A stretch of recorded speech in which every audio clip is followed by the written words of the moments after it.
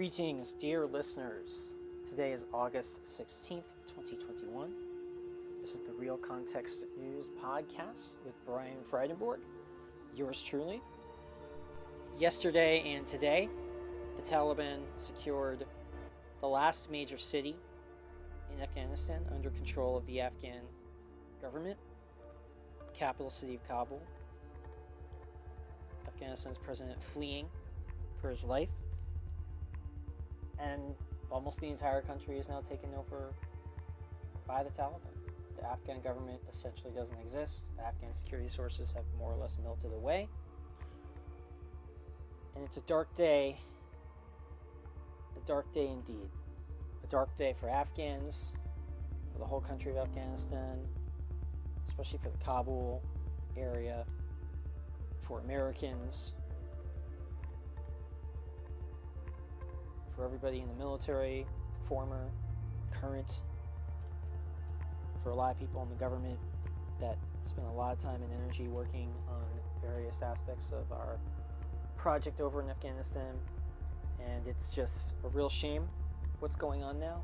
And among the many tragedies that stand out, what is going to happen to the tens of thousands of Afghans who helped our military, who worked as interpreters, risked their lives as cooks, other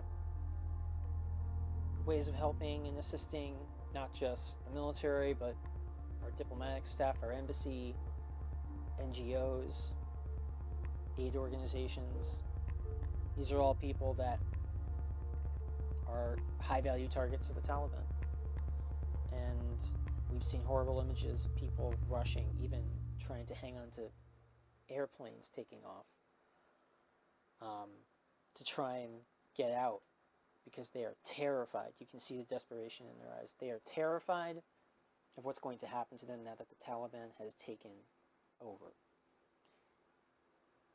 And to discuss this today, I'm honored to have former Army Colonel Steve Miska, who served 3 combat tours in Iraq. And while he was there, he helped establish an underground railroad to help rescue interpreters and other people helping our guys out there in the field. He served on the National Security Council during the Obama administration. And he has just published a book called Baghdad Underground Railroad, Saving American Allies in Iraq.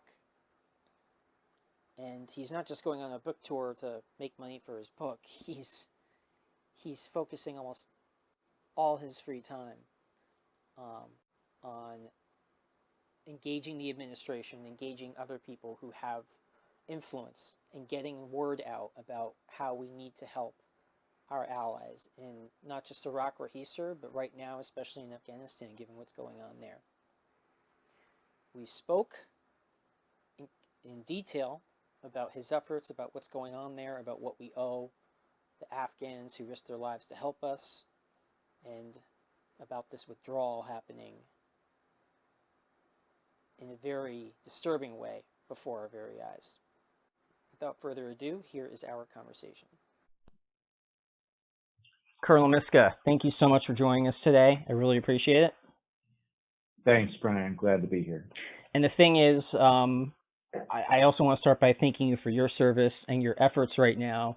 But this isn't about you or me right now. We have thousands and thousands of Afghans who put their lives on the line, who need our help, who will likely die if we don't get them out. And I want to start by focusing on that, and we're definitely going to get to your book. I want to get to your thoughts in general about the withdrawal and other things, but you know, that's what you've been focused on for so long of late, and I want to give you a chance to just say what you think is the most important information for people to know about what's going on with our allies who helped our men and women in uniform when we were still in Afghanistan, and you know, just what you want to emphasize and what you think is most urgent and what you think people can do now, if anything, to make a difference. Sure. So thanks for that. I think the speed of the Taliban takeover really caught the majority of the world by surprise. There are those who have been following developments inside the Afghan National Security Forces and as well as the government of Afghanistan who claim not to be surprised right now, but just leave it at that, that this has been a very dynamic situation that has put what just a month ago, I think, or whenever it was we met at my book talk, I've mentioned we had 18,000 Afghan principal applicants in the backlog for the special immigrant visa. Well, that number swelled over 20,000 in a matter of weeks. And then when you factor in their family members, we're talking in excess of 80,000 people. Now, that is just that very narrow category of vulnerable refugees that I'll call them because of their American affiliation. There are many others who qualify for what's called a P2 visa, which was recently enacted, which attempts to encompass many other vulnerable categories of people like journalists, like human rights activists, like people who have been involved in the judiciary of Afghanistan, and others. And so you've got just tens of thousands of people at risk right now because the Taliban essentially took over Kabul this weekend, and we don't have access beyond just the international airport to creating the ability to help those people get there. Let me back up and just talk because you asked specifically about some of our, our allies, what we tend to call SIVs, the Special Immigrant Visa applicants. These are people who worked alongside veterans and currently serving members in the military. They are highly vetted. They were, given polygraph tests and interviewed every 6 months. That level of scrutiny applies nowhere in refugee channels anywhere else. And what happens is when they apply for the special immigrant visa, it's like none of that prior scrutiny mattered anymore. It's like they're starting over again at square one. And so they're really in harm's way right now. The paperwork that they need to qualify for the SIV puts them at risk now that the Taliban are in control. If they get caught with that paperwork, that could be their death warrant. And so there are so many things that are changing right now. I get calls every day from people who have Afghan colleagues, whether these are service members, whether they're people who have been connected through me through nonprofit work, and it's really a dynamic situation. I'll just give you one example. I was just about 4 or 5 days ago put in touch with a woman who was in Kandahar, a very prominent human rights activist. And she was trying to debate, what do I do? Do I try to, make it to the capital city? And she didn't know. And she brought up just at the sort of the tail end that, she's got this other option of getting smuggled out of the country. And I said, don't go to the capital. Take the option that you've got, because, you're going to put your entire family at risk. If you're caught, you're going to, you need to get out of there while you still can. And within 12 hours, Kabul or Kandahar had fallen. And fortunately, I've been told she's safe. That's great. But, it's super challenging right now. On an anecdotal level, are you finding that most of the people you've been keeping tabs on and are in touch with, that they are okay for now, or are you hearing that a lot of them haven't made it, or something has happened, or they've gone dark? Yeah, so for the last couple of weeks, Brian, the people who are in direct contact, more so than I am, with Afghans and who have been tracking these cases closely, they're emotionally exhausted because the lines keep going dead. And that could be a confluence of factors, right? It doesn't necessarily mean that they've been captured and beheaded, as has been occurring with the Taliban recently. It could mean they just no longer have the capability to maintain contact, because even that puts them at risk. If you get captured by the Taliban, one of the first things they'll do is they will have you open up your cell phone, show your Facebook profile to determine if you have Western affiliation, check your Google searches to determine what you've been looking for. And so we've been advising colleagues that we're in touch with to delete all of that presence, to maintain a really tight cybersecurity. And in many cases, we ask them, take the physical paperwork that you need to justify whatever asylum claim you're making, scan it to a trusted source in a Western country, and then destroy it. Because if you get caught with it on your person, you're dead. Yeah, and it's interesting because the Taliban spokespeople, at least we can say if there's anything that's improved with them other than their fighting skills and now obviously equipment, because they've gotten a hold of pretty much all the equipment we've given the Afghan army that hasn't been destroyed in the fighting. But their PR wing seems to have really improved, and they're framing themselves as Taliban 2.0. I keep seeing that pop up, that they're the nicer version of the Taliban that's not going to do A, B, and C, that women are going to have rights they didn't have before under the Taliban. We know that's what they're saying. And I know anecdotally that there have been a few stories I've heard right now where some female journalists, for example, Afghan female journalists, were saying the Taliban approached them and came to their home and warned them, but they didn't just take them away and shoot them. But I also know that they know everyone's paying attention right now, and they're just establishing their power. And if they were going to engage in a purge, they want to wait till after they're more firmly in power. But what's your sense from what you're hearing? Like, is there any difference, or is that mostly smoke and mirrors, or is it just too early to tell?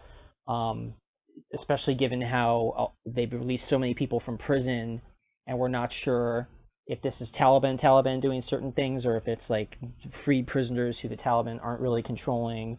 It seems pretty chaotic. But do you have any hope that there's any chance they're even slightly more moderate, or you think that's just, smoke and mirrors? Yeah, I think most of the people that I'm in touch with don't place a lot of legitimacy in that. Now, what I would say is it's also going to depend on where people are and who is actually in control. It could be very different in Kabul, where they might want to put on a bit of an international legitimacy display, versus Kandahar or Mazar or Herat, right? And so I think it really depends on the level of transparency in the particular areas. I've been getting reports out of Kandahar that women are being told not to go outside without a burqa on, and a lot of the old standard fare that we would expect from the previous Taliban regime. So from that perspective, nobody believes the offer of amnesty that they put out, especially as it applies to special immigrant visa applicants who, have strong American affiliation. Some of them actually have family. I know of one colleague in my area out where I'm in Southern California. She cannot hear from her brother anymore. He was in the Afghan National Army in Kabul and has been missing now as of today. And sorry to hear that. Yeah, and so I think it just depends on whether they believe whatever you're trying to tell them on the street. And the other thing is, quite frankly, money still talks. That's been a big strategy with respect to how the Taliban have seized power and co-opted the Afghan National Security Forces. And that's why smugglers are having success, right? That's why so many people are willing to get smuggled across Iran, if you can imagine that. People are paying Yeah. smugglers to get them across Iran to get to Turkey. And the Although Turkish Turkey's police are trying to shut that down. They don't even want absolutely, people coming absolutely. Yeah, you're absolutely right. But that's the level of desperation Sure. that we're hearing. And then, of course, I'm sure you saw the stories this morning where literally I've seen AP Reuters reporting that at least 7 people are dead, either due to direct fire or from falling from aircraft, that military aircraft that were taking off because they were trying to cling to the aircraft. Did you see the clips? Because the clips were awful. I watched them. Absolutely, absolutely. And so people, the media drives me crazy sometimes because I think they make very superficial comparisons, and they're like, here's a picture of a helicopter leaving Saigon, and here's another picture of a helicopter leaving Kabul. Those are the same thing. I mean, there's a whole lot of context that is not necessarily being discussed there. And my initial instinct, just from like them trying to make this comparison with the helicopters and the photo, it's like, it's a photo, fine, but it's not. There's a lot beyond that. And then when I saw what was happening at the airport, I posted on my Twitter and Facebook that, okay, initially I thought the comparisons to Saigon were off, but this is worse. The desperation, you can just see it, and it's heartbreaking. Brian, I mean, I said that on CNN 2 months ago. I said that because I knew there was resistance in the administration to a comparison to Vietnam. And what I said was, this is going to be worse than Vietnam, because in Vietnam, we had the safety valve of seaports. Afghanistan is landlocked. If you lose the airfields, you are done. And we're lucky we actually still have one airfield.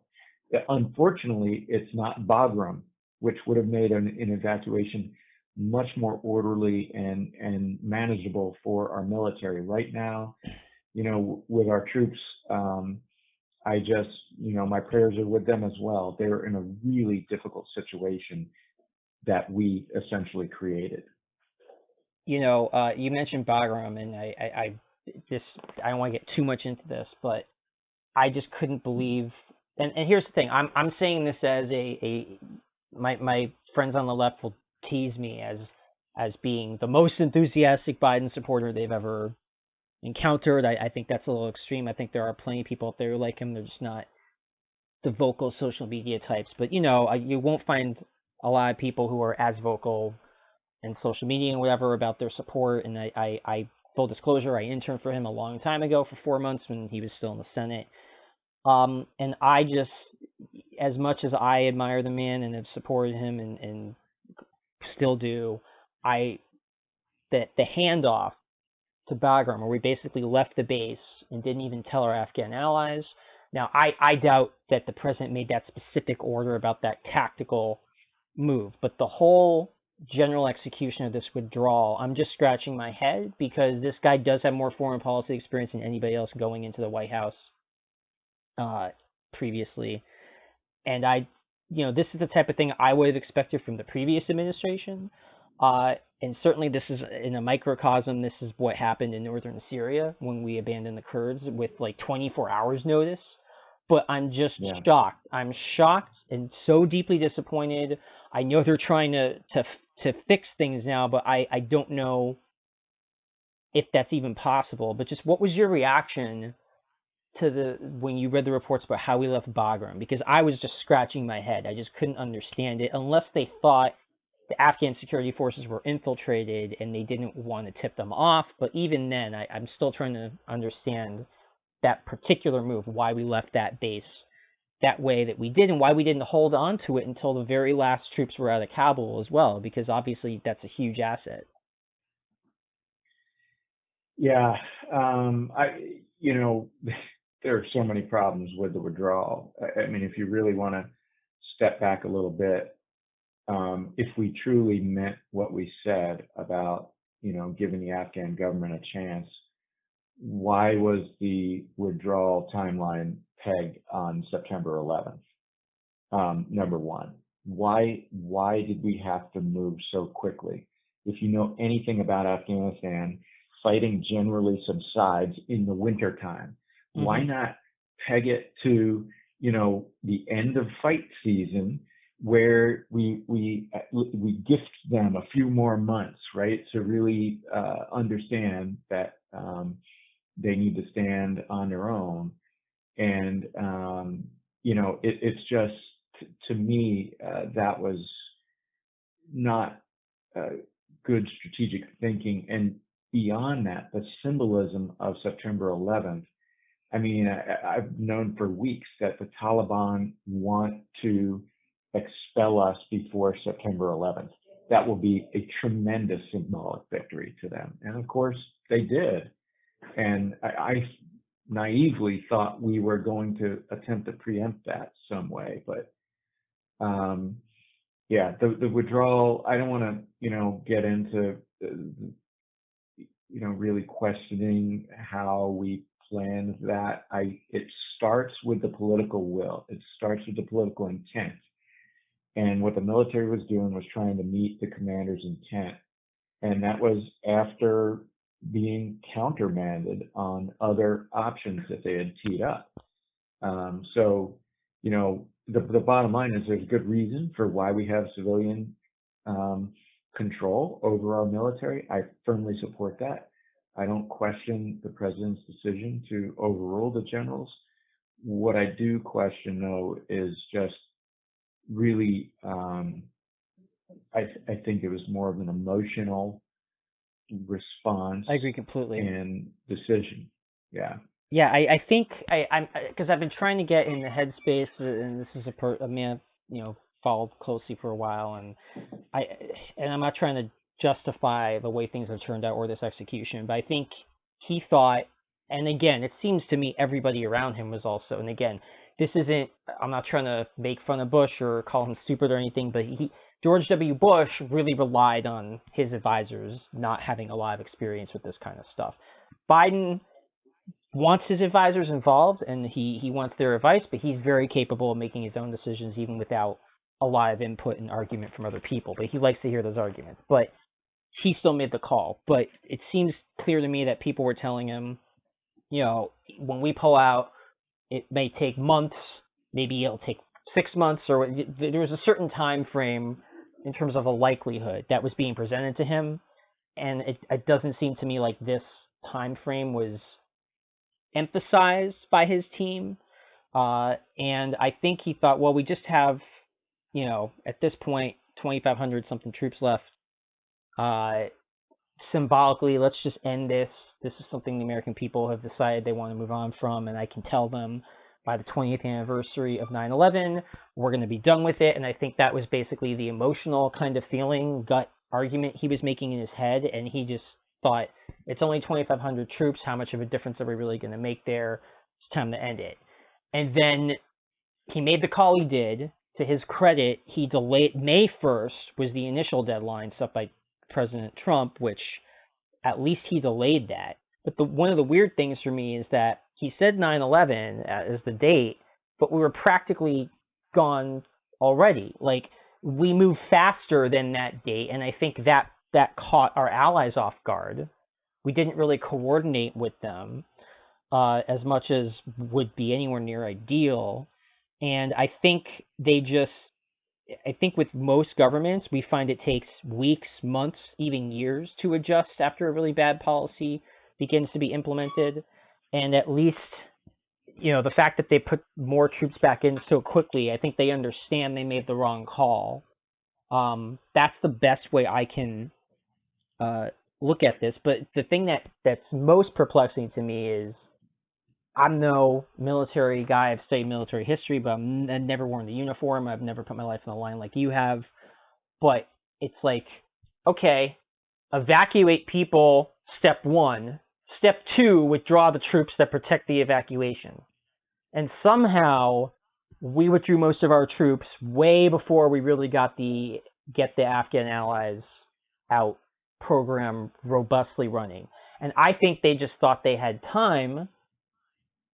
But that still seemed like it still seems better to have the people protecting the withdrawal there, not rely on the local forces for that, given the history. I understand that they thought they would perform better, but to have most of our troops out before we had gotten even 2,000 of our allies out.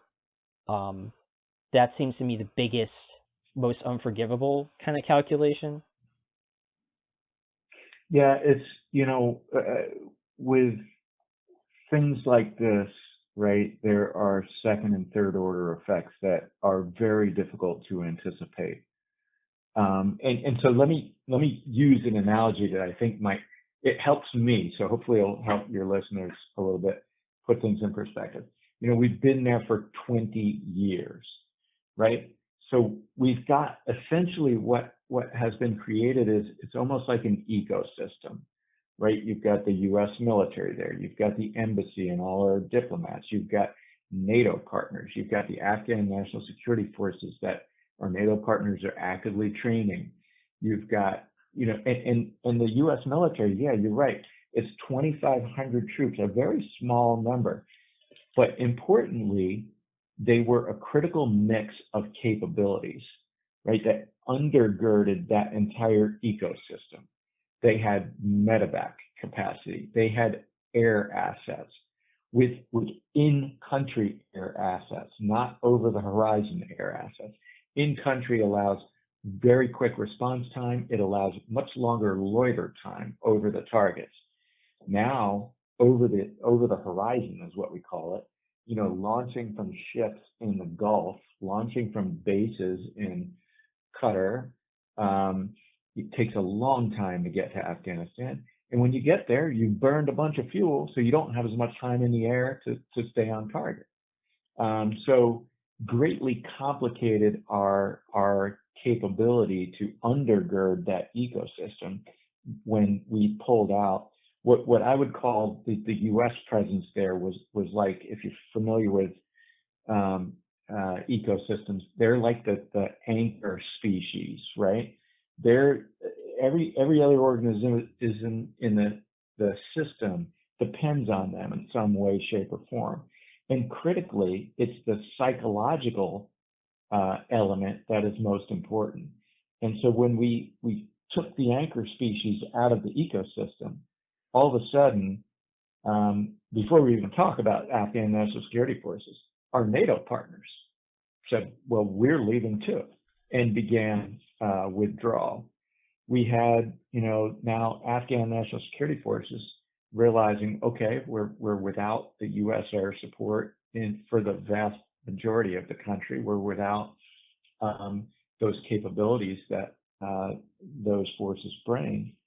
And then they see instances like, their commandos run out of ammunition and get isolated trying to take back a small town. And troops ran out of food too. Food. Yeah, and then no reinforcements capable of getting to them, and then they're all massacred. And that completely undermines morale.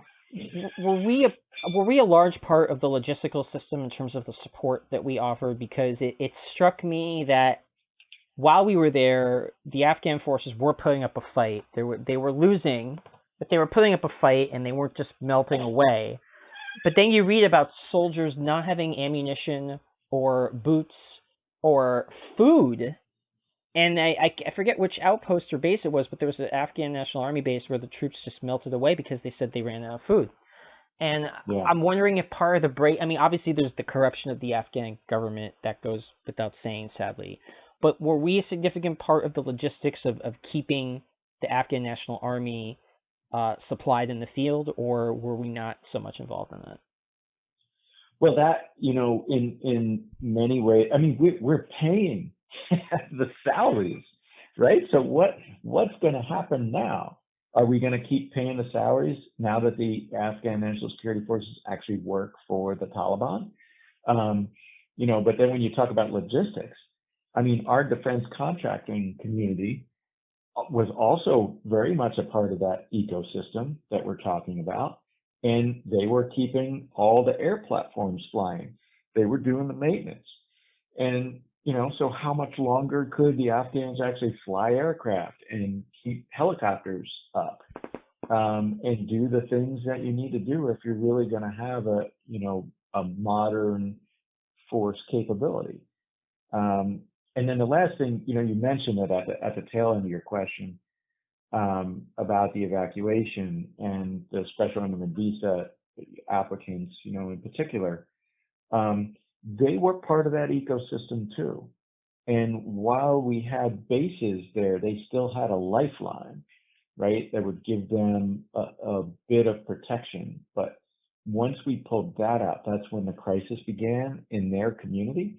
And we slow rolled that evacuation. That evacuation should have begun months ago when advocates, me and others were communicating to the administration, communicating to the media, saying we need to evacuate these people now. Do not let it become a second Saigon. Do not let it become a crisis like we did in Vietnam.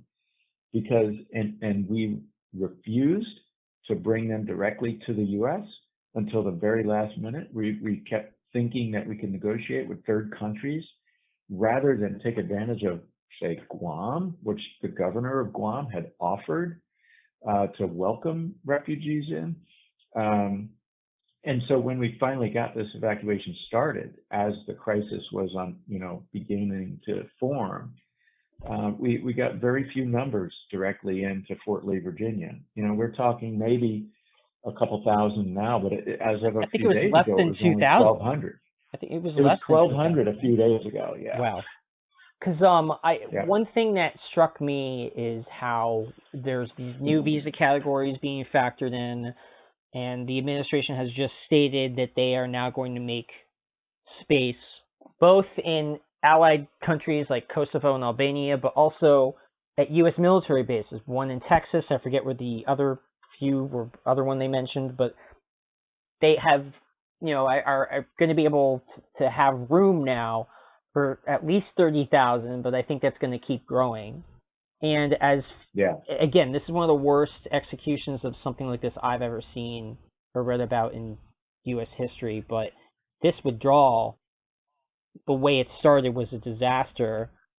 But at least they're not saying, well, those are the decisions you made. There are now almost 6,000 troops going into or in Afghanistan now. And so we're talking about at least 30,000 they made space for, and hopefully that's going to increase. But here's what I'm thinking, and what I'm trying to understand. So we have 6,000 troops. That might even grow more, because if we're there and we have some leverage, I don't think the Taliban want to fight us. I think if we're there, we can create space and areas for people who want to leave to be able to get out with a lot of media attention and other stuff, because the Taliban kind of wants to be seen differently or whatever. With those 6,000 troops, can we do anything other than get people out through Kabul airport, or do we have other options? Because I was looking at the Long Wars Journal map. There are still some provinces fully in government control. There are other provinces that are contested. If the U.S. is able to organize some kind of general ceasefire just for a humanitarian, let's get people out and get humanitarian supplies in kind of thing, where I think I know that Israel makes these kinds of deals with Hamas at times. I'm not equating Hamas and the Taliban. I'm just saying in terms of non-state militant / terrorist groups. They do sometimes agree to these types of ceasefires and what have you. Do you think there's any way we can get beyond Kabul, get to some of these other areas to get people out with the U.S. military? Because I don't know where those 30,000 people are going to come from other than Kabul, and I'm wondering how anybody else is going to be able to safely get there, let alone if they're in more remote areas or, but if we can get our troops and helicopters and planes even to some of the government-controlled provinces that still are out there, there aren't that many, but at least there's more points of exit geographically spread out, and I feel that would help a lot more people, because if we're stuck just in Kabul, I don't know how we're going to get to those people, and that's what makes me worried, is that even though the administration seems to realize we screw this up, we have to do more to help get these people out, the situation is so bad now that, can we still get most of these people out? Yeah, there's a lot to unpack there. What I would say is, number one, the Taliban gets a vote, right? And so, and that is the variable there is our diplomacy effective enough to give us leverage, right? And um, I mentioned before, only about half of the special immigrant visa recipient or applicants were in the Kabul area. The vast majority of them were out in the hinterlands with no ability to get there because, as you mentioned, along War Journal map and the great work that they're doing, if you look at all the red on the map, there's no good way to get to Kabul. No. And that, as you saw, they captured Jalalabad yesterday, and that essentially cut off the eastern route. And so now, it was just a matter of time before Kabul fell, and of course it did. And so there just aren't good options for people. And what can the troops do?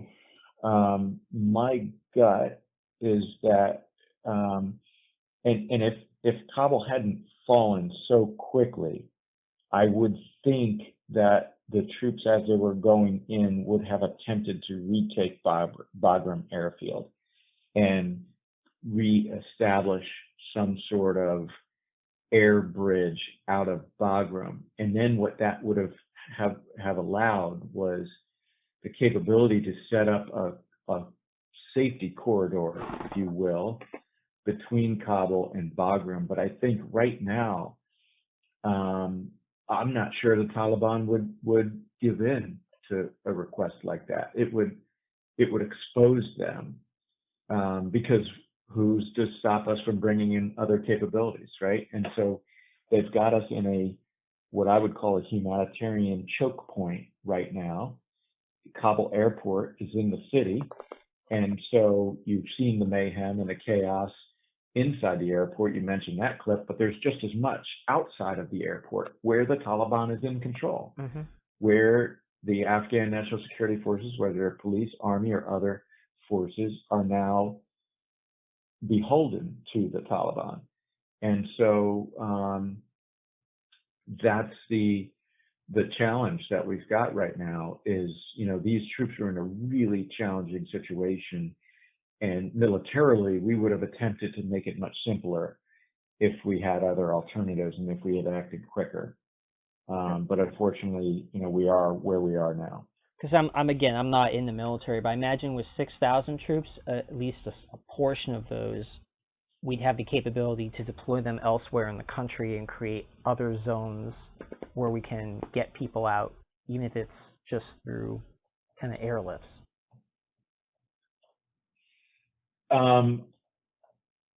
I don't know. And it's the problem is it's just the situation is so fluid out there. I'm not sure we're going to want to risk troops getting isolated, right? And a catastrophe along, a military catastrophe to compound a humanitarian catastrophe.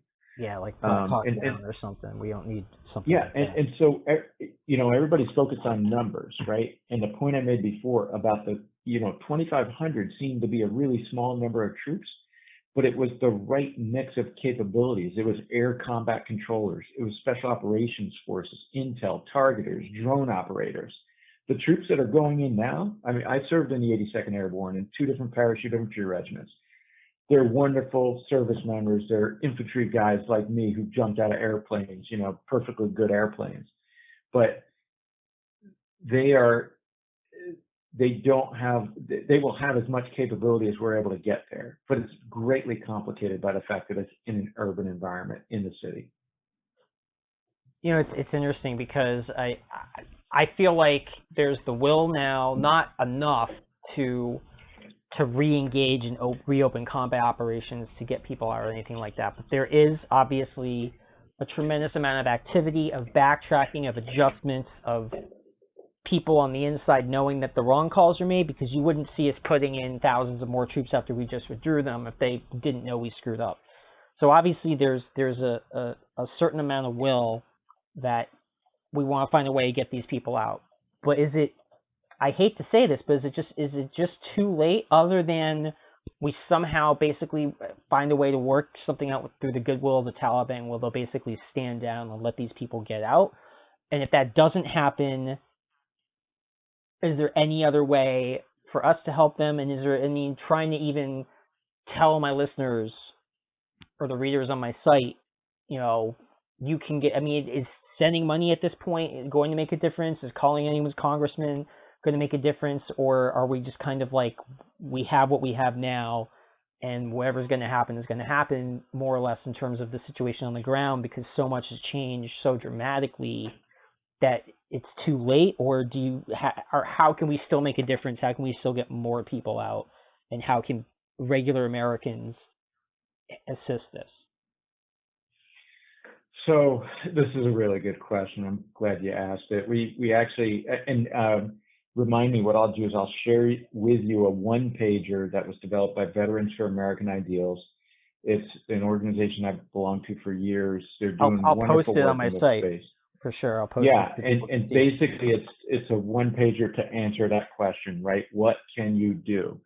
And so, yes, you can call your members of Congress and let them know that you care about this, that you want to help, and that's important, because that signals to our elected officials that the American public is paying attention, and that this is just not a flash in the pan because of the media circus we've got going on right now. But importantly, sponsors are always a crucial aspect of any evacuation we've ever done in history. And even though we've only got a couple thousand Afghans on the ground, we've been inundated with sponsors who have stepped forward to assist. And the best thing for those sponsors to do is connect with either the nonprofits that are in this space, like, say, Miri's List in Los Angeles, who Miri's got a presence in, I think, 21 different states around the country. And No One Left Behind, I think, is another. No One Left Behind is another, and I've served on their advisory board for years previously. And the other thing, quite frankly, is IRAP, the International Refugee Assistance Project. They are the best lawyers in the world in this space. Based in New York, they're inundated. They do pro bono support. Basically, they get law firms to do pro bono work, and they partner them with law students who are out there wanting to get practical experience. And they just do amazing advocacy, and they do great representation of vulnerable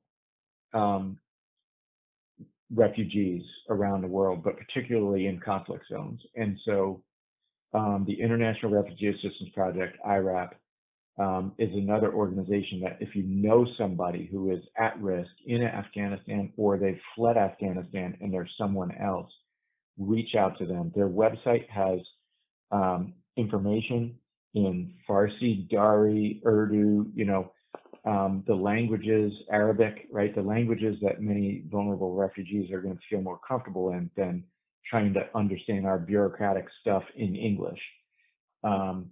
And so they've got great resources as well. But for the average citizen who is here, you can always donate to those organizations, right? But what I find even more meaningful for people, because they want to serve, just like I'm continuing to serve out of uniform, right? I took off my uniform and I work for these nonprofits, trying to help in this capacity. And so the people who want to sponsor or just be part of social circles to help welcome Afghan refugees, contact the refugee resettlement agencies. There are 9 of them that sometimes they're called voluntary agencies, or VOLAGs. And in previous evacuations, what happens is the refugees come to a place like, say, Fort McCoy, which has been flagged in the press as prepping for the influx of refugees, or they're at Fort Lee, Virginia. Well, that's not their ultimate destination from Fort Lee. They're moving onward to a place, yet generally, if they have family here already, they want to be by their family.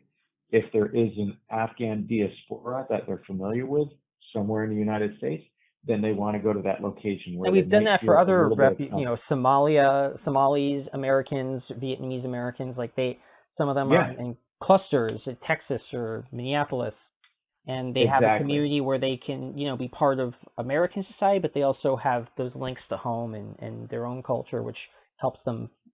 It's better than being one It's so Afghan important. placed in the middle of Idaho or something, So Exactly. It's super important because you just think about the challenges for these people. They're coming from a cash-based society, so they don't have a credit rating, right? They don't have a driver's license. They don't have any of the fundamentals that you need to even get a job, right? And so they're going to come in with they're coming in with, one piece of luggage. They've left their entire life behind. And so they need help, not just financial help, emotional, community engagement type help. And that's what I think a lot of Americans are willing to do, and they want to be a part of that. Church groups, Rotary clubs, other organizations that are service based and want to make a difference for somebody else. The way to do that is reach out to the nonprofits I mentioned, reach out to um, the resettlement agencies and offer to support. And I know, that will be graciously received. And I'll be sure to link to those organizations in the notes for the podcast. In terms of trying to still get the people out there now, like part of me is worried that I remember when I was at your talk, you handed out that flyer that said this is what you can do now, and I feel like that would have been great then. And I'm just worried that the situation on the ground now is almost at a point where we basically, the only two options are A, depending on the goodwill of the Taliban, whether or not they can be bribed or they feel enough pressure or really want to at least be seen to be different, and they don't want to have to rebuild this country completely on their own. They know what a mess everything is, so I don't think they're going to want to alienate the entire international community. But if they want to, they're good at that. So I mean, there's that factor to consider in terms of hoping maybe they can at least be bribed, or they're concerned for their own reputation or for being able to govern. But at the same time, if they want to massacre most of these people, they can. And so there's either A, we rely on the goodwill of the Taliban through whatever pressure, diplomacy, bribery, whatever you want to call it, we can work out, or B, we would have to re-engage in combat operations to reach most of these people. And I can't see option two. But with option one, it's a matter of, can we engage with these people? Can we have enough of a U.S. presence there that the Taliban still feels like they don't want to antagonize us? And if our sole mission, which is what the Biden administration said, our sole mission there is right now to get people out, if that's all we are doing, is there any way we can get them to stand down in various parts to allow our people in to get other people out? How likely do you think that is, or is that just, it's just too hard to tell right now? Well, so let me just address, your second option that you said you don't think it's likely. Yeah, I don't see any political will to re-engage in combat operations. What the mission is evacuation. Now, I do believe there are negotiations ongoing with the Taliban. They will continue. I believe that the fact that we do have troops there gives our negotiators better diplomatic leverage. And that was, again, back to my ecosystem analogy, we pulled the rug out of our diplomatic leverage when we withdrew all the military forces so precipitously as well. And so it's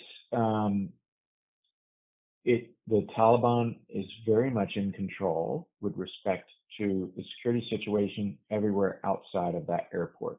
They also could be a factor on the security situation inside the airport if they so chose. They could infiltrate And with that crowd. I mean, it's just nuts just looking at that. In fact, I'm sure they have some people that are there keeping an eye on stuff. yeah, and so Um, the bottom line is we are negotiating from a position of weakness. Hmm. The strength that we have comes from the fact that we do have forces on the ground. We do have financial leverage in some cases that might be attractive to them. And I'm sure our negotiators are taking those factors into account as they're trying to get as many people out as possible. But I'm heartened by what I've heard, and I know the president's going to speak again in a few hours. I think 3:45, unless they change it, 3:45 U.S. Eastern time. So it's about less than an hour from now. Correct. Yeah, and so the coalition I'm involved in, with everybody from Veterans for American Ideals and Human Rights First and IRAP and so many other, the resettlement organizations, the Lutheran Immigration Refugee Services, the Truman Project. I mean, there are so many people who have been advocating for months on behalf of those who are potentially getting evacuated. We will meet immediately after that to determine whether or not we need to change course before tomorrow's meeting at 7 a.m. And so it's a 24/7 operation right now in terms of advocating on behalf of not just our special immigrant visa applicants, but P2 people who qualify, vulnerable refugees there. And we will attempt to help the government identify who those people are as well, because that's a huge factor, right? And so if you're those troops at the airport and you're trying to make sense of who do we, once you regain control of the airport so we can actually land and take off planes again, how do you manage the process to determine who do you let into the airport from the outside? And then on top of that, you're reliant upon Afghan National Security Forces who are beholden to the Taliban as the outer perimeter of that airport inside the city, right? And so who's getting through there and who finally gets into the airport? We've got thousands of American citizens who are still there. Mm-hmm. And there are the aid group sent out an email saying don't come to the airport and don't wait for evacuation. See if you can find another way out. That's what a lot of the aid groups and NGOs were. And that must be, these are not people who sign up for anything like this. That must be terrifying for them. Because there is a history of the Taliban capturing and torturing and murdering aid workers. That is, at least Al-Qaeda. I think the Taliban as well has done some of that. So maybe right now they're smart enough to know that that would be really bad for their interests. But as far as killing, I think that they're smart enough to know killing foreigners and Americans right now is not going to help them at all. But I think they also know that they rule through terror. And I think they want to make examples out of the people who worked with us who are Afghans to terrorize the whole rest of the population into not doing anything like that if there's another opportunity. So it's a matter of how much we can co-opt, bribe, engage, and incentivize the Taliban for through whatever means to allow us to just peacefully coexist briefly with their forces so we can get our allies out. Because if I just feel like Biden, and I don't blame him in this sense, I blame him for this withdrawal, the timing, the execution. But there's no appetite, as you mentioned, political will. It's not just in the White House. There's no appetite in America to send in troops to fight again right now in Afghanistan. So it's just the thing that drives me crazy in this. I'm sure going through the same thing. It seems like such a near thing. If we had robust, even 4 weeks ago, like around the time we met, if what is being done now as far as focusing on getting people out, if that started 4 weeks ago, we would be having a totally different conversation right now. We'd be saying, boy, they took a long time and it was late in getting it started, but at least it's in full motion now. We're getting tens of thousands of people out before, and now look at how the country's fallen, but we got so many of those people out. And just a few weeks, and where I'm sympathetic, and I'm not making excuses, but they obviously did not see the Taliban coming into Kabul and controlling all the cities at this point. And at the same time, I just, you can't plan on wishful thinking, but it just drives me crazy because this didn't, I keep hearing the word inevitable from people on television. I don't think any of this was inevitable. I'm torn on whether or not we should have stayed or left, but as you keep pointing out, we had a small number of troops, but the way, this is the same way I looked at our deployment in northern Syria.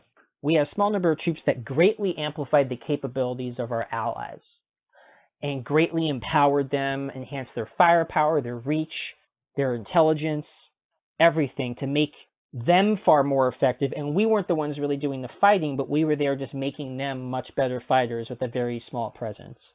And I don't feel like this whole concept of forever war that the far left throws out and the libertarian right throws out, I don't think it's so much a forever war if you just have a few thousand people, mostly out of harm's way, not in combat, supporting allied governments and their forces.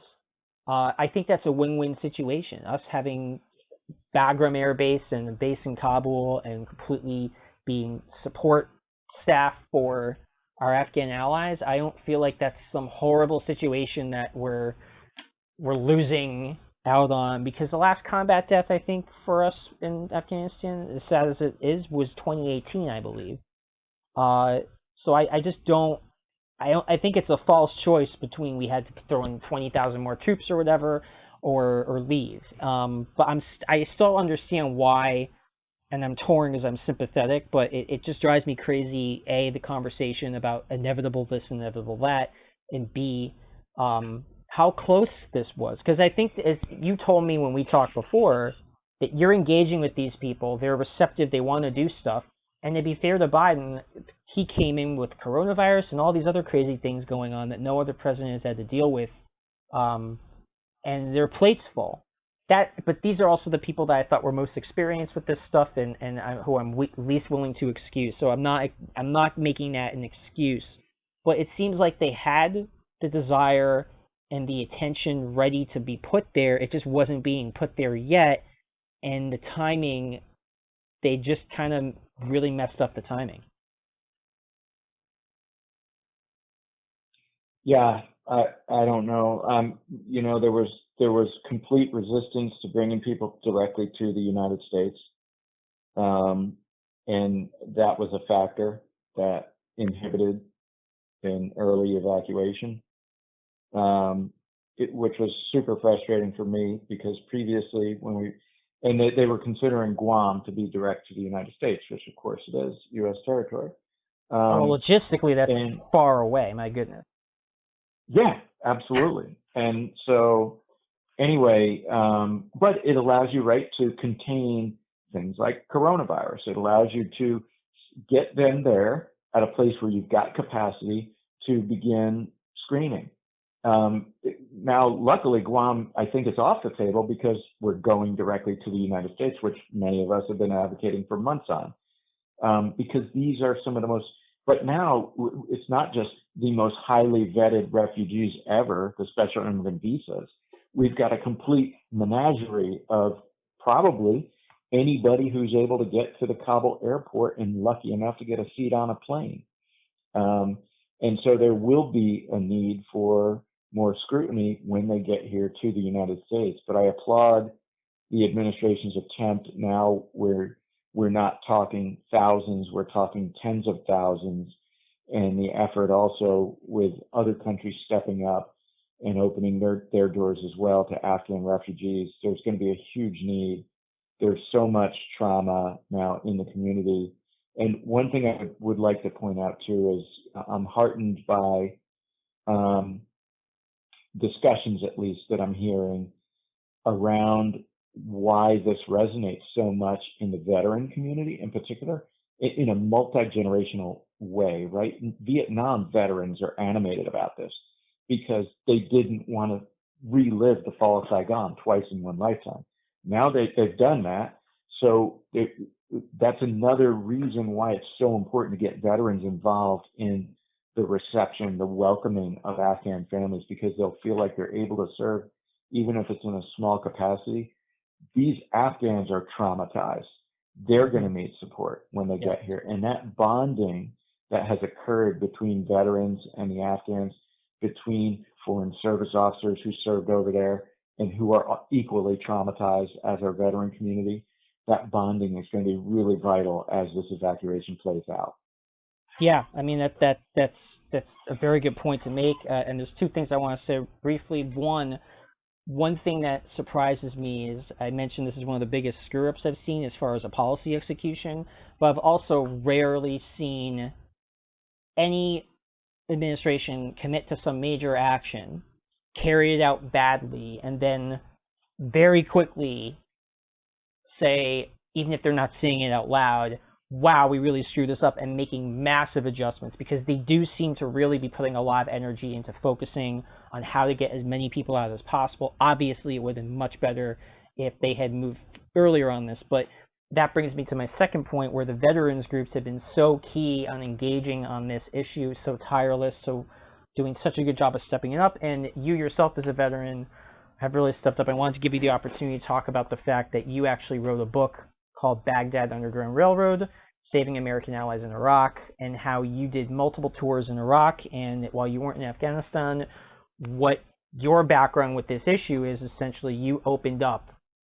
an underground railroad from Baghdad to Amman to get our allies, interpreters, and others in Iraq out when things were going really badly there, and a lot of their families and then they themselves were being threatened. So I wanted you to talk a little bit about your experience in Iraq and how that brought you to where you are here, and kind of what you were doing in between, because I know you spent some time on the National Security Council working on Iraq issues in the Obama administration, and obviously you're an important voice now, and it's really great that I'm glad your book is out now, and I'm glad that the timing couldn't have been better for what's going on in Afghanistan, and you know, again, what veterans are doing and the role they're playing, the way they're leading this discussion. I think it's such a great testament to the veteran community, because we as a country often don't honor them, and we pay lip service, but we don't do what we really need to do to help them. But even when they're back and their war is over, they're still fighting for their fellow veterans and their allies in other countries. Yeah, so, well, I mentioned before, a lot of veterans are taking off their uniforms, looking for an opportunity to continue to serve. And many of them are finding it in this space, in the nonprofit space, and in other ways. They're serving their communities across the country.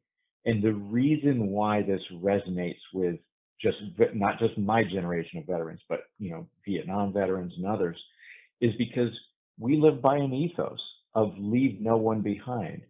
And it is really damaging to the veteran community when our official policy forces us to violate that ethos. And that's why you saw during Vietnam, right, veterans like Dick Armitage and foreign service officers at risk of their career violate official policy and help evacuate Vietnamese. So the veteran community has been animated about this for months. We've been advocating, trying to get not just our Afghan partners out, but we've still got like 100,000 Iraqis in bureaucratic limbo who are at great risk due to Iranian-backed militia and other threats inside of Iraq. And so you mentioned the book. When I first really woke up to this issue was I experienced it somewhat in Tikrit in Iraq, Saddam's hometown, in 2004. But I really didn't understand it on a personal level until Baghdad in 2006 and 2007, when my interpreters started getting targeted and killed right out from underneath me because they were working alongside of Americans. In 06, 07, that was the height of the almost civil war between the different Iraqi factions, and then the beginning of the surge in 07. Absolutely. Yeah, and you're absolutely, and I would call it a civil war. I don't think that's, a misspeak in terms. Yeah, we were like the referees for a horrible civil war in 06. It was awful. Exactly. And so, and just to put it in your listeners' minds in perspective, each month the number of civilians and Iraqi security forces killed were over 1,000 and or over 3,000. I'm sorry. And so that's a 9/11 every month leading up to for a year leading up to the time when I wrote the book, or the story of the book unfolds. And so just everybody in Iraq knew somebody who had been murdered, kidnapped, tortured, held for ransom, and there was just unbelievable trauma. And so my soldiers and I set up an underground railroad from Baghdad to Amman, Jordan, to the United States, because that was the only way we could look ourselves in the mirror and feel like we were living up to that ethos of ours. These interpreters were going on patrol with us every day. We gave some of them weapons if they demonstrated proficiency, everybody needed to defend themselves. It was so lethal in the city. And so, and was this set up with through officially, or is this kind of you guys like on your own time just doing this? This was us doing it on our own. I mean, there was an official policy. The special immigrant visa had just been established by Congress, but the bureaucracy was so arcane that, I mean, we couldn't figure it out. So we just assumed no Iraqis ever going to figure this out if we can't even figure out our own bureaucracy. And so we decided to help them. And the reason they had to go to Amman was because Embassy Baghdad, which was supposed to be the last step in the process where you went in for your final interview, they had closed their doors, citing security concerns. We can't interview Iraqis, it's too dangerous. So, well, number one, just think of the irony of that. And then number two, they had to go to Amman, Jordan. Well, the Jordanians had closed the border to Iraqis because they had a refugee crisis on their hands. So it was a built-in catch-22. It was absolutely insane. And the final stop on the Underground Railroad was in the United States. And I just made it a flat rule that we would not even sponsor somebody to go to the States unless there was somebody on the ground in the U.S. willing to welcome them and help them, assimilate when they got here. And so that's the story that's depicted in the book. The first 2/3 of it is in Iraq and a little bit in Amman. And then the final third is the experience of sponsors and those fortunate enough to make it to the U.S. and what that cultural mixing was like. And I would just say, since that experience, I have been involved in this space as an advocate for what I call our soft networks, the local national partners who we need in any conflict zone, not just Iraq, not just Afghanistan, Somalia, Yemen, Syria, wherever we find ourselves. We are absolutely reliant on local national partners, not just interpreters, but people helping us with logistics. There are so many other aspects that go into operations nowadays, and so we need local national partners. And if we just turn around and abandon them, it's just traumatic for our military community. But it's logical for our adversaries to target them because they are the soft targets. Yeah, they're a weak link. They don't have the same protection as U.S. soldiers, and they're vulnerable. And if they have families there, they can be targeted. Yeah, exactly. They're not driving to work in up-armored vehicles. They don't, have embassy compounds and military bases to hide behind. Although in Iraq, we let them stay on our bases 24/7. It was too lethal for them to commute to work. And so, we've just got to be smart about how we go to conflict, Brian. We can't go in with, rose-colored glasses thinking, well, we're the good guys and thinking the rest of the world perceives us that way. It's just not the case. And the rest of the world knows that if they can culturally blind us, we will be ineffective in those conflict zones. And that's what our adversaries do. And if we know that that's a logical strategy that they should pursue, then shame on us for not implementing plans to proactively insulate those networks. And shame on us if we don't stand by our allies, because like you said that a lot of people don't think of us as the good guys. Well, I can tell you far fewer people will if we abandon people who risk their lives, who believe in our mission and help us and stand by us and are out there with us, being shot at with us. And if we can't stand by them, I had a chance to meet Admiral Mike Mullen when he was still chairman of the Joint Chiefs, and this is at Arlington Cemetery on, I think it was Memorial Day. It may have been yeah, I think it was Memorial Day. And, I had recently read an op-ed that he wrote about a book that I loved called Empires of Trust. And it was about how the Roman Republic in the United States had a different reputation among all the other adversaries that coexisted with them because they treated their allies with a level of respect and a level of fidelity that just didn't happen elsewhere.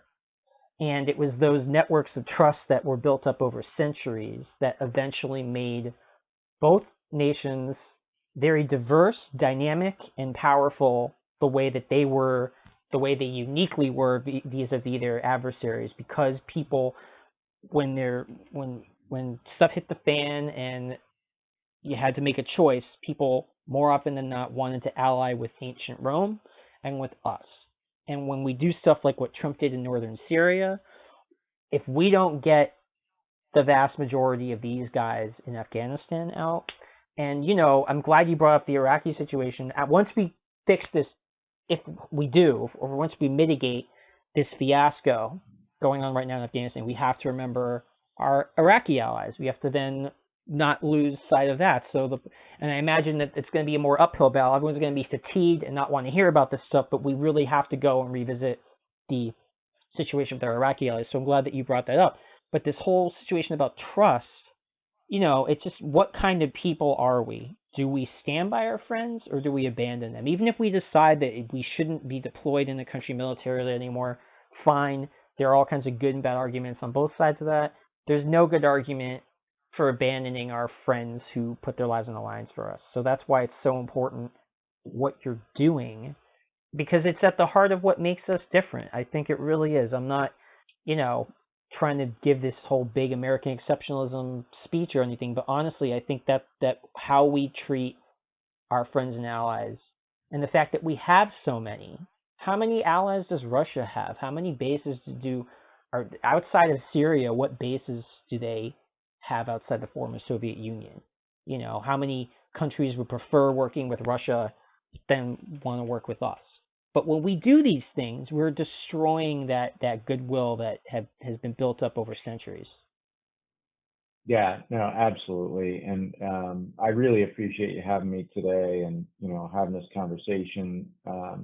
What I would say is, I've continued the research and the policy development effort. I don't know if when we met at the book talk, if I shared the white paper that we produced with you, but it's about a 20-page white paper that basically explores the research that we've done, points to direction for further research in this space, but also tees up some policy development processes that the NSC could run that will make us much more proactive in this space and help us in any potential future conflicts. I'm not naive enough to think that there won't be future conflicts. I know a lot of people are saying, oh, we'll never make this mistake again. Yeah, I've heard that argument before. Every 10 or 20 years, our politicians are not going to be able to resist just the enticement that comes from using military force. And so we will be in future conflict zones. This will continue to be a strategic challenge. And the stuff that's up on the website, protectingsoftnetworks.org, is the type of work that we do. And I get researchers from across the country: Berkeley, University of San Diego, George Washington University, Georgetown. And we explore this space, whether it's from a cyber protection standpoint, whether it's from physical security, whether it's from empowering our government operators from across the whole government space, how to think about these ways to mitigate the impact on protecting our soft networks. And so anyway, if any of your listeners are interested in that, I'm happy to share that white paper. Yeah, that'd be great. I can certainly include a link from the website. That'd be great. Yeah. And I want to leave with a story and a reaction to it, and just because it illustrates so much of what we're talking about. But I'm not sure if you've read Antony Beevor's The Fall of Berlin in 1945, but it's this amazing book about World War II. A companion book to his Stalingrad book. But there were huge amounts of Soviet prisoners, sometimes whole units that were conscripted and forced to fight by the Germans once they had been captured by the Nazi government.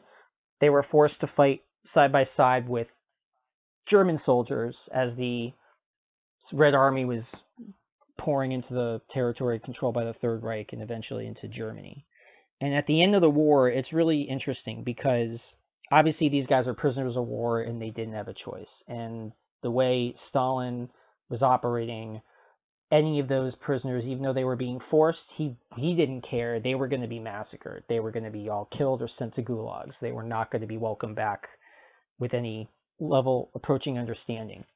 And there's something about, no matter who you are, whatever your background or ideology, when you're stuck and forced or wherever it is you're in a situation fighting with other people in a war, you form this bond. Because what ended up happening was, as these German and mixed Russian units were being overrun by the Red Army, they were fighting side by side with these Germans that they had been with for months, sometimes longer, and they were literally dying right next to each other. They were risking their lives to help save each other, Germans and the Russian prisoners fighting with them, and vice versa. And there are individual stories of just bravery and brotherhood among these people forced together from completely different backgrounds. And then we think about your situation. You're in a country trying to help move it past dictatorship, move it into something approaching some kind of representative, democratic, rule of law, human rights-based government. And you have these people who are volunteering, who are coming, who believe in this enough. Maybe they just want a paycheck, but even so, they're with you. They're doing their jobs. They're putting their lives on the line, very bravely, many of them. And I just think about that bond, like if the Nazis and Soviets forced to fight together have the level of the bond that they had, the fact that you guys are meeting with some level of shared purpose, really believing in something, trying to build a better Iraq, trying to build up alliances so that we can be friends with Iraqis and friends with Afghans and not be these enemies, and have societies and governments that are working together for common purpose. I can only imagine, I've never been in that situation. I can only imagine the bond that you and other veterans and current servicemen feel. I know what soldiers were being quoted in the media as saying when we turned our back on the Kurds under Trump. And I can only imagine how difficult this must be for you, because these are people who, in some cases, saved your lives, and we're putting them at risk needlessly. And maybe we're still going to fix some of that, a lot of it, hopefully.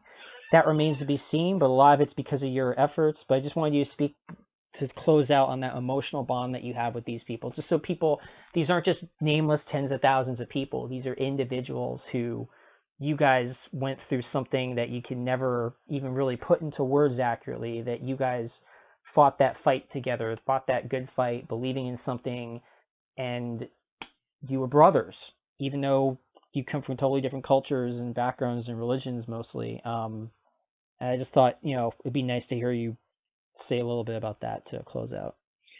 Yeah, I'd say that, there's a lot of, there's literature on this space too, right? Where you talk about, soldiers. Look at Vietnam soldiers who have gone back to Vietnam, Vietnam veterans, right? And they've met their counterparts who they fought against. There's actually bonds that are shaped there because of shared experience, even though they were pointing, the weapons at each other.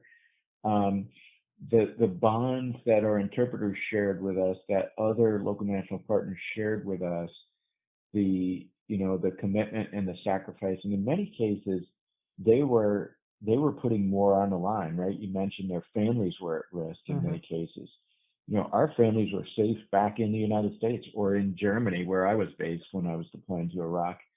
My kids grew up in Germany. I knew they were safe. That's a game changer with respect to the amount of risk I'm willing to put out there versus if my family lived in Baghdad and I knew people could track my kids home from school, and I knew, one of my kids could get kidnapped if I detained the wrong militia leader, right? I mean, it creates a whole nother dynamic. And so the folks who were working with us, that who had to wear face masks and they had to use nom de guerres, right, combat nicknames to prevent people from finding out their real name, because then you could track down where they're from, what tribe they're from, where their family is, and their family would be at risk. It was like they were living in a James Bond movie. And so we were their lifeline in many cases. And we were the ones who were sharing risks with them. And I'm still in touch with some of those guys, especially the ones who are depicted in the book. And and unfortunately, I still had to use their combat nicknames in the book because most still of not them safe. still have family at risk. Ah. Yeah. And so, the bonds that are there, I work, these guys, I know they would, if I call them up and ask them for help, they would drop what they were doing, and they have done this, and they helped me immediately. That's the character of people that we're talking about. And that's why the veteran community is so animated about what's happening in Afghanistan. We grow up in these values, and one of those values is leave no one behind. And so it's not okay to abandon our closest partners from conflict zones. And that's what we've been trying to get decision makers in DC to understand for months now. And good luck to us, but the next time we have to put any of our soldiers in harm's way overseas, if we don't get these guys out, if we abandon these allies, because I can't imagine being a person in one of these countries and debating whether or not I should help the Americans, and deciding yes, after looking at what we just did with the Kurds, but on a much larger scale, if we don't get a lot of this as much as we can right. I still think it's possible. We'll need some luck. We actually will need to work with the Taliban. Who knows? But I really, really appreciate your efforts.